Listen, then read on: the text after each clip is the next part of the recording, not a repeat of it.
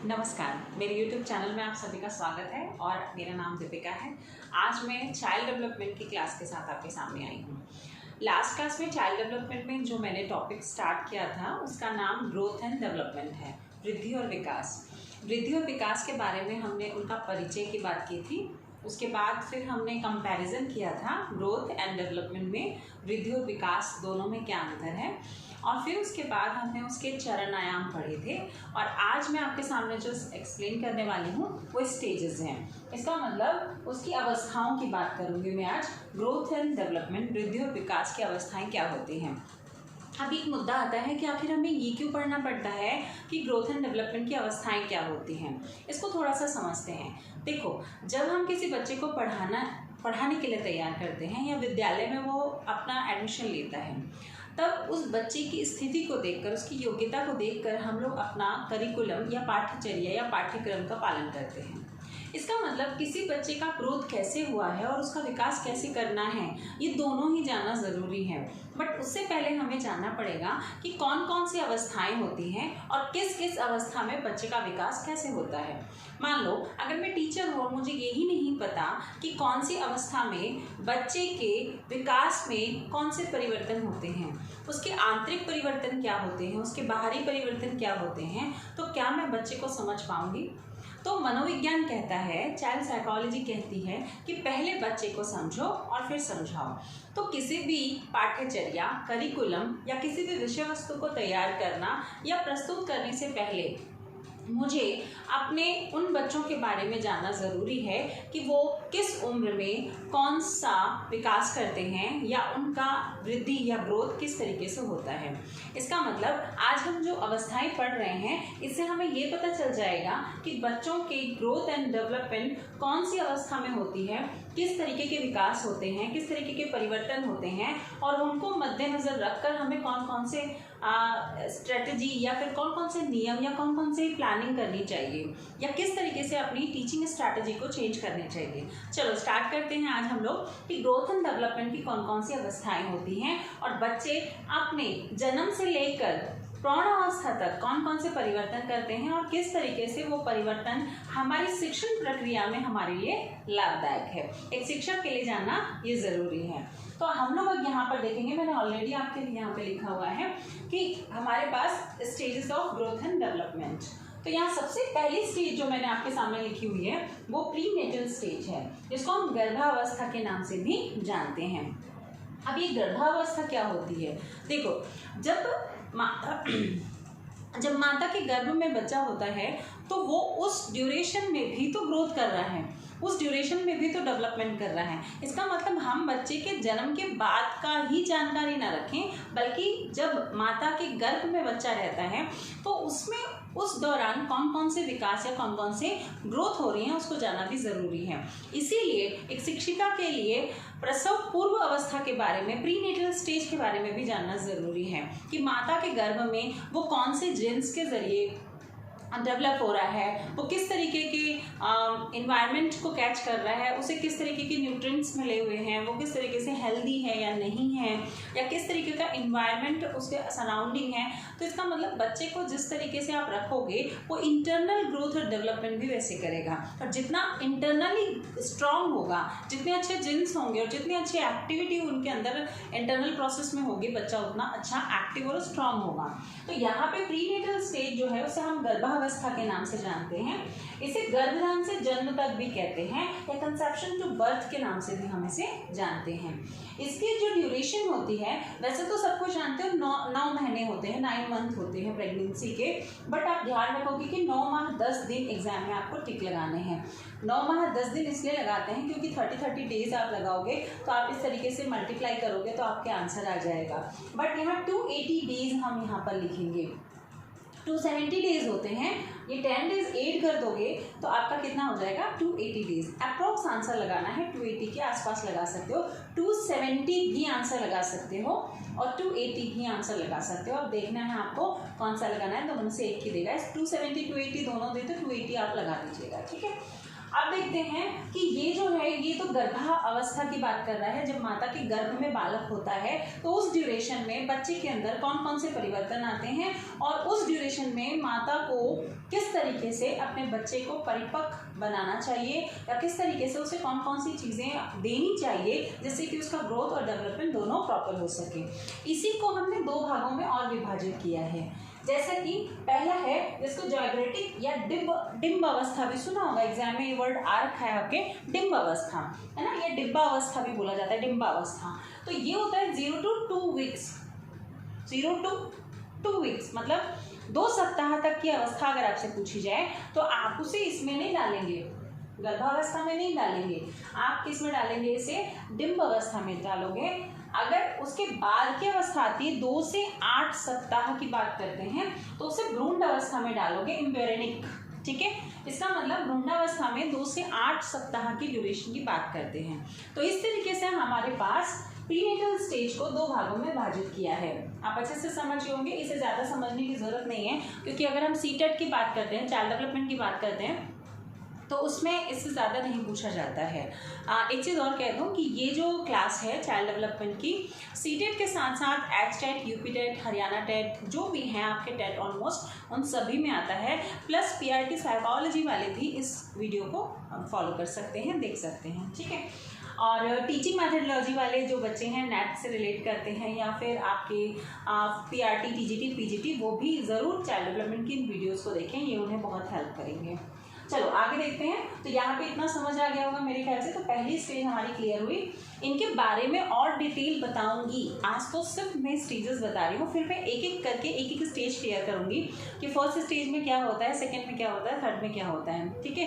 पियाजे ने क्या कहा था, वाइगॉत्स्की ने क्या कहा था, कॉलबर्ग ने क्या कहा था। बट आज मैं सिर्फ आपको एक कैटेगरी समझा रही हूँ, क्योंकि एक साथ पूरी वीडियो में आप लोग बोलते हैं ना, जितनी लंबी वीडियो होगी तो आप लोग पढ़ेंगे नहीं, तो इसलिए मैं छोटी छोटी वीडियोज़ के जरिए आपको, ताकि बोरिंग भी ना हो और 10-15 मिनट आप देखें और आपका एक रिकैप सा हो जाए, ठीक है। तो चलो यहाँ पे देखते हैं, फर्स्ट क्लियर हो गया होगा।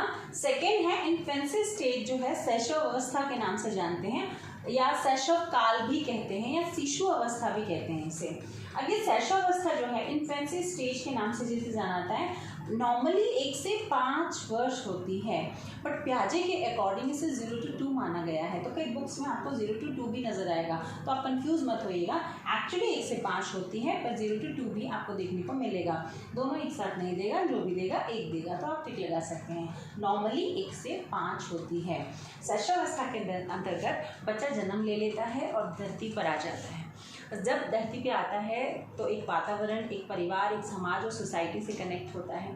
उसके साथ साथ वो अपने वातावरण से कनेक्ट होकर अपना विकास करता है, उसी तरीके से अपने पालन पोषण के ज़रिए वो ग्रोथ करता है। जितना ज़्यादा ग्रोथ करता है वो उतना ज़्यादा जल्दी परिपक्व हो पाता है। परिपक्वता उसकी बौद्धिक क्षमता, मतलब इंटेलेक्चुअल को भी इफेक्ट करती है और फिजिकल को भी करती है। इसके साथ साथ इमोशनल भी करती है, सोशल भी करती है, इंटेलेक्चुअल भी करती है, लैंग्विस्टिक भी करती है। तो बहुत सारे हमारे जो फैक्टर्स हैं वो हमें क्या करते हैं, प्रभावित करते हैं। जब बच्चा 1 से 5 वर्ष में होता है तो उसका जो बौद्धिक विकास होता है वो 95% हो जाता है। ऑलमोस्ट 90% आपने देखा होगा, बट अप्रॉक्स कई बुक्स में 95% तक इसका विकास हो चुका होता है। तो ध्यान रखिएगा, 5 वर्ष की उम्र में बच्चे का 90% तक बौद्धिक विकास हो चुका होता है। इसका मतलब वो किसी भी कार्य को करने के लिए बौद्धिक क्षमता के रूप में परिपक्व होता है, मैच्योर हो जाता है। अब यहाँ पे 5 साल की उम्र में तो कोई स्कूल एडमिशन नहीं लेता, क्योंकि हमारे यहाँ आपको पता होगा कि एक तो है जिसमें हम लोग प्री प्राइमरी कहते हैं और एक प्राइमरी कहते हैं। प्री प्राइमरी का मतलब होता है जहाँ पर हम बच्चे को 3rd क्लास से एडमिशन दे देते हैं। एनसीईआरटी गवर्नमेंट कहती है कि 5 वर्ष में बच्चे को विद्यालय में दाखिला दे देना चाहिए, पर आरटीई 2009 और एनसीएफ 2005 ने कहा है कि बच्चों को पूर्व प्राथमिक कक्षाओं में भी दाखिला देना चाहिए। तो 3 वर्ष की उम्र में आप कहाँ भेज देंगे उसे, आप किसी भी विद्यालय में एलकेजी यूकेजी जो प्रोसेस है उसमें, और उससे पूर्व आंगनबाड़ी में भी आप एडमिशन करा सकते हैं। ठीक है। तो यहाँ पर हमारे विद्यालय का कार्य शुरू हो जाता है। शैशवावस्था में हम लोग बच्चों को गाइड करना, टीचिंग करना, बोलना, बॉडी लैंग्वेजेस यूज़ करना, अपने इन्वायरमेंट के अकॉर्डिंग अपने आप को ढालना सिखाते हैं, एसिमिलेशन सिखाते हैं, उसे एडजस्टमेंट सिखाते हैं और धीरे धीरे बच्चा अपना growth and development proper way में कर देता है। इस ड्यूरेशन में हमारा इंटेलेक्चुअल प्रोसेस को डेवलप करने से ज़्यादा हमें मेंटली और फिजिकली डेवलपमेंट, इमोशनल डेवलपमेंट पे ज़्यादा ध्यान देते हैं ताकि बच्चे का शरीर परिपक्व हो सके और समाज के साथ वो एडजस्ट कर सके। देन आफ्टर हम लोग बात करेंगे चाइल्डहुड, बाल्य अवस्था। यहाँ कंप्लीटली रूप में वो स्कूल में आ चुका है। NCERT 2005 के अकॉर्डिंग किसी भी बच्चे का स्कूल में दाखिला लेने की उम्र 5 साल है। इसका मतलब फर्स्ट क्लास में बच्चे की उम्र जो होनी चाहिए 5 साल हो जानी चाहिए। तो यहाँ पे बच्चे को हम क्या करेंगे, दाखिला दे देंगे। बट 6 से 12 साल इसका नॉर्मली आपको देखने को मिलता है। ठीक है। अगर 6 से 12 साल जो है एग्जैक्टली इसे 2 भागों में विभाजित किया गया है। एक पूर्व बाल्य अवस्था और दूसरा है उत्तर बाल्य अवस्था, प्री चाइल्डहुड और पोस्ट चाइल्डहुड। प्री चाइल्डहुड को हम 3 से 6 की उम्र में रखेंगे। इसका मतलब चाइल्डहुड को 2 भागों में बांटेंगे, एक प्री और एक पोस्ट। प्री को हम लोग 3 से 6, कई जगह पे बुक पे आपको 2 से 5 भी मिल जाता है या 3 से 5 मिल जाता है, तो अकॉर्डिंग टू आप अरेंज कर लेंगे, एडजस्ट कर लेंगे, पर 3 से 6 साल इसकी ड्यूरेशन है। इस 3 से 6 साल को हम पूर्व भी तो बोल रहे हैं, नाम से देखोगे पूर्व बाल्य अवस्था। तो हमें से अगर 1 से 5 अवस्था बोल रहे हैं किसको, इन्फेंसी स्टेज को, तो 1 से 5 तो क्या हो गया, इन्फेंसी स्टेज है। पर मैं क्या करी, पूर्व बाल्यावस्था, तो बाल्यावस्था से पहले तो प्री चाइल्डहुड है, तो चाइल्डहुड से पहले प्री है, इसीलिए इसकी एज जो है 3 से शुरू हो रही है। ध्यान रखोगे कि क्यों, हम तो काउंट कर चुके हैं 3, तो यहाँ क्यों काउंट कर रहे हैं, क्योंकि इसका नाम ही क्या है, प्री। तो प्री चाइल्डहुड का मतलब है कि पहले से शुरू करके इससे कनेक्ट करेंगे यहाँ पर। तो यहाँ 3 से 6 साल इसकी उम्र रख रहे हैं और 3 से 6 साल के अंतर्गत बच्चे में कई प्रकार के विकास होते हैं। इसमें यहाँ पे स्टडी, इंटेलेक्चुअल, मेंटल, फिजिकल सब कुछ विकास करना शुरू कर देता है। ये आपका जो है टॉय एज भी कहलाते हैं, पर टॉय एज इसको नहीं कहेंगे हम लोग। यहाँ पर बहुत सारी चीज़ें हैं, मैं आपको बताऊँगी, स्कूल एज, टॉय एज, है ना। तो ऐसे बहुत सारे क्वेश्चन आते हैं, तो मैं आपको वो क्लियर कराऊंगी कि कहाँ पर टॉय एज आएगी, कहाँ पर स्कूल एज आएगी, कहाँ प्री गेम एज आएगी, कहाँ पर आप समूह जी बात करोगे। तो इन सब चीज़ों के बारे में हम लोग नेक्स्ट क्लास में बात करेंगे। अब यहाँ पे देखोगे पोस्ट चाइल्डहुड। पोस्ट चाइल्डहुड की जो उम्र रखी है हमने 7 से 12 साल रखी है। अब बच्चा मैच्योर हो गया, बड़ा हो गया, इसका माइंड में जो है 95% डेवलप हो चुका है। अब बच्चा यहाँ पे क्या है, अब वो समाज के साथ एडजस्ट करना सीख गया है। अब वो अपनी क्रिएटिविटी, एक्टिविटी के जरिए वो एक एक्टिव पार्टिसिपेशन करता है क्लास में, वो अपने इंटेलेक्चुअल को शो करता है, वो एक स्मार्ट पर्सन हो जाता है, वो अब वो अपने आप को समाज का एक हिस्सा मानता है, वो अपनी रिस्पेक्ट समझता है, अपनी ड्यूटी समझता है और वो उसे इंसल्ट भी फील होने लग जाती है। इस तरीके से यहाँ पे वो कॉन्क्रीट स्टेज जो होती है वो वहाँ पर 7 से 11 प्याजे के कंपैरिजन करें तो मूर्त क्रियात्मक अवस्था जो आपने सुनी होगी वहाँ पर आ जाता है और बच्चा चीज़ों को कनेक्ट करके सीखने की कोशिश करता है जो भी उसके आसपास उसे दिखाई देता है।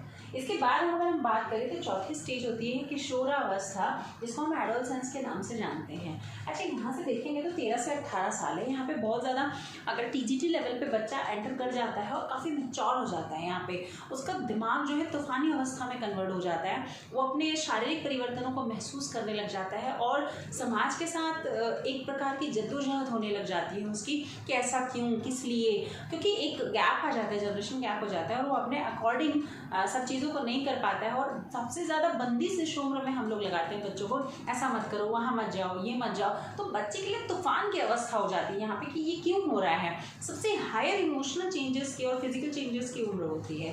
तो ये जो अवस्था है ये 13 से 18 साल की और यहाँ पर बच्चों को प्रॉपर मैनर में गाइड करना, इंस्ट्रक्शन करना, काउंसलिंग करना बहुत ज़रूरी होता है। इस उम्र में अगर प्रॉपर तरीके से बच्चों को ध्यान ना दिया जाए तो बच्चे पॉजिटिव से नेगेटिव वे में भी कन्वर्ट हो सकते हैं।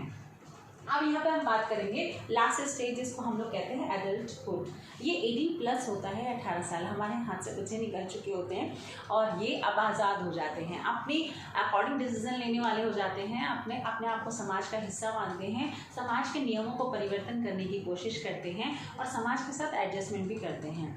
इसका मतलब प्रौढ़ावस्था एक ऐसी अवस्था है जहाँ पर बच्चा सक्षम हो जाता है, योग्य हो जाता है और एबल हो जाता है। इसका मतलब वो अपना प्रदर्शन करने लग जाता है, अपने बौद्धिक अपनी कार्य क्षमताओं का प्रदर्शन करने लग जाता है और समाज के साथ जुड़ने लग जाता है। समाज में अच्छी और बुरी कुरीतियों को भी समझने लग जाता है। कुल मिलाकर एक टीचर के लिए इन सारी स्टेजेस को समझना इसलिए ज़रूरी है ताकि वो बच्चे के अंदर एक अपने तरीके से नहीं बल्कि समाज की नज़र से परिवर्तन कर सके। वो अपने अकॉर्डिंग नहीं पढ़ाती है, वो जनरेशन के अकॉर्डिंग पढ़ाती है, वो सोसाइटी के अकॉर्डिंग पढ़ाती है, नीड के अकॉर्डिंग पढ़ाती है, डिमांड के अकॉर्डिंग पढ़ाती है। तो टीचर को अकॉर्डिंग टू सिचुएशन और जनरेशन चीज़ों को स्टडी करना और उसके बाद उसकी ग्रोथ को समझना, उसके डेवलपमेंट को समझना और दोनों को कंबाइन कर कर इन्वायरमेंट क्रिएट करना और देन उनके बाद उनको टीच करना। इसीलिए हमें स्टेज जाना ज़रूरी है टीचर को कि कौन से स्टेज में बच्चे के अंदर कौन से परिवर्तन होते हैं, कौन से हार्मोनल चेंजेस होते हैं और किस तरीके से वो एडजस्ट करता है और किस तरीके से वो लर्निंग करता है, किस तरीके से एक्वायर करता है।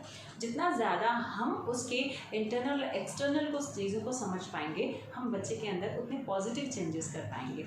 इसीलिए हमें स्टेजेस को जानना ज़रूरी है। इनके आगे डिटेल और मैं आपको एक्सप्लेन करूँगी नेक्स्ट क्लास में। उम्मीद करती हूँ आपको क्लासेस समझ आ रही होंगी। लाइक और सब्सक्राइब करना ना भूलें। नमस्ते।